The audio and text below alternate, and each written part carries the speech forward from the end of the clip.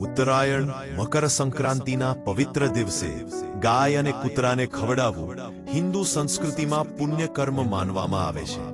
તેના ધાર્મિક, માનસિક અને સામાજિક અનેક ફાયદા માનવામાં આવે છે. ગાયને માતા સમાન માનવામાં આવે છે. તેને ખવડાવવાથી પુણ્ય ફળ મળે છે. ગાયને ઘાસ, ચારો અથવા ગોળ રોટલો આપવાથી ઘરમાં સુખ સમૃદ્ધિ આવે છે એવી માન્યતા છે. શાસ્ત્રો અનુસાર ગાય સેવા પાપોનો નાશ કરે છે. ગાયમાં 33 કરોડ દેવતાઓ વસે છે એવી માન્યતા છે. તેથી દેવ કૃપા પ્રાપ્ત થાય છે. નિસ્વાર્થ સેવા કરવાથી મનને શાંતિ મળે છે. કૂતરાઓને ખવડાવવાના અનેક ફાયદા. કૂતરાને ખવડાવવાથી શનિ દોષ ઓછો થાય છે.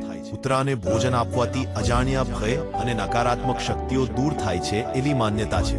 પ્રાણી પ્રત્યે દયા અને કરુણા વિકસે છે. ભૂખ્યા પ્રાણીને ભોજન આપવું મહાન પુણ્ય કાર્ય ગણાય છે. કૂતરાને ખવડાવવાથી ઘરમાં શાંતિ અને સુરક્ષા બની રહે છે એવી માન્યતા છે.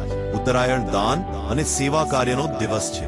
આ દિવસે ગાય અને કૂતરાને ખવડાવવાથી દાનનું ફળ અનેક ગણું વધે છે અને જીવનમાં સકારાત્મકતા આવે છે. શક્ય હોય તો ગાયને ચારો, લીલું ઘાસ, ગોળ રોટલો અને કૂતરાને રોટલો, દૂધ અથવા બિસ્કિટ આપો, પણ હંમેશા પ્રેમ અને આદર સાથે. મિત્રો, પતંગ ચગાવતી વખતે આકાશમાં પક્ષીઓની પાંખ અને ચાંચ કપાઈ ના જાય એનું ખાસ ધ્યાન રાખજો.